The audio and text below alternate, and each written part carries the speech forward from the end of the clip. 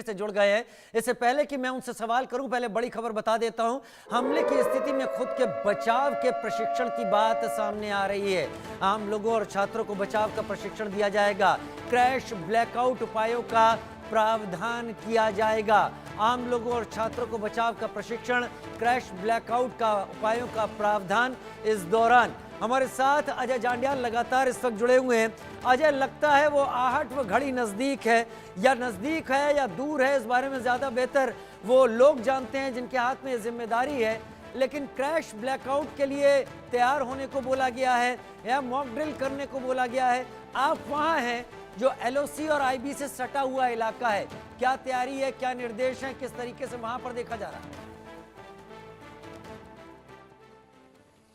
देखिए राजीव, मैं आपको बता दूं कि मैं इस समय लाइन ऑफ कंट्रोल के उसी अखनूर सेक्टर में हूं और ये प्लांवाला सेक्टर का इलाका है जहां बीती रात पाकिस्तान की तरफ से युद्ध विराम का उल्लंघन किया गया था। और पीछे अगर आप देखेंगे, जैसे जैसे यहां अंधेरा हो रहा है ना, यहां के लोगों की धड़कनें इसलिए बढ़ जाती हैं क्योंकि पाकिस्तान हमेशा से नापाक हरकत करके यहाँ आम लोगों को निशाना बनाने की कोशिश करता है। शायद यही वजह है कि पिछले कुछ दिनों से लगातार पाकिस्तान की तरफ से जो फायरिंग हो रही है, सरकार ने ये फैसला लिया है कि तमाम लोगों को जागरूक किया जाए, तैयार किया जाए कि अगर पाकिस्तान जैसा पड़ोसी दुश्मन हो तो वो किसी भी हद तक जा सकता है, क्योंकि पहले भी पाकिस्तान की तरफ से कई बार लोगों को निशाना बनाया गया है। इस चीज़ की आशंका के चलते ही एमएचए की तरफ से कहीं ना कहीं निर्देश दिए गए हैं तमाम स्टेट्स को, राज्य सरकारों को और जो खासतौर पर बॉर्डर स्टेट्स हैं उनको, कि आपने अपने लोगों को, स्टूडेंट्स को तैयार करना है। एयर स्ट्राइक का सायरन कैसे बजेगा, उस पर क्या करना है, कहाँ जाना है, कैसे बचाव करना है, अगर कभी जंग के हालात हैं तो उन्हें क्या करना है,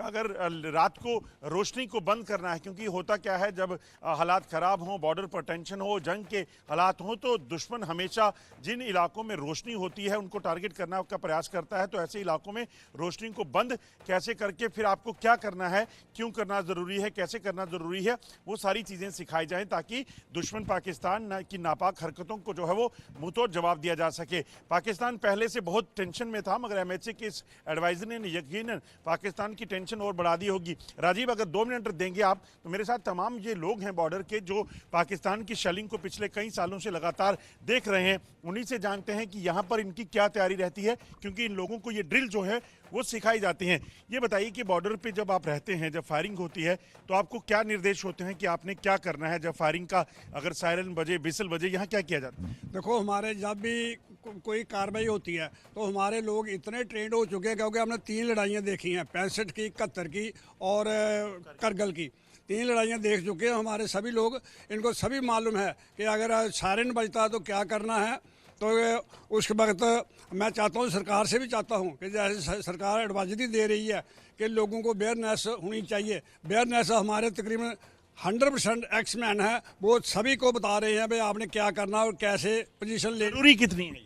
जरूरी बहुत ज़्यादा है, क्योंकि छोटे बच्चों को भी बताना चाहिए इसके बारे में। मैं सरकार से भी यही गुजारिश करूंगा कि जो हमारे जो हॉस्पिटल है नज़दीक गांव के बीच, उनके बीच ऐसा ट्रीटमेंट दिया जाए कि अगर किसी को छोटी मोटी इंजर्ड हो जाती है वो घर में ही, अपने गांव में ही उसका फर्स्ट एड कर सके। जी, बड़ी इंपॉर्टेंट चीज़ कही कि जब फायरिंग होती है तो लोग जख्मी हो जाते हैं। कितनी ज़रूरी है जब फायरिंग होती है तो लोगों को किस तरह से बैठकर चलना है, कैसे चलना है, थोड़ा सा आप जानकारी देंगे? पहले तो जब फायरिंग साहब हो जाती है, अगर किसी को इंजरी हो जाता है, जैसे साहब ने जो बताया है कि इधर हमारे हॉस्पिटल है नज़दीक, इसके अंदर मतलब फर्स्ट एड करने के लिए सामान होना चाहिए। ठीक है। ये बहुत जरूरी है। अगर फायरिंग हो तो गाड़ी गुड़ी चलेगी नहीं, मोटरसाइकिल लेकर निकलेंगे नहीं, मतलब जो डिफेंस है उसी के अंदर रहेंगे हम लोग। जी राजीव, तो समझ सकते हैं राजीव, दरअसल इनका एक्सपीरियंस बड़ा है क्योंकि इनको जी रात का वक्त हो चुका है, मैं देख रहा हूं ये लोग घर से बाहर है, इस बात को जानते हुए कि पाकिस्तान फायरिंग शुरू कर सकता है। आपकी ये रिपोर्ट वाकई खास है क्योंकि उन लोगों के साथ है जिन्होंने इस हालात को झेला है। बहुत शुक्रिया मेरे साथ जुड़ने के लिए मनोहर और अजय, आप दोनों का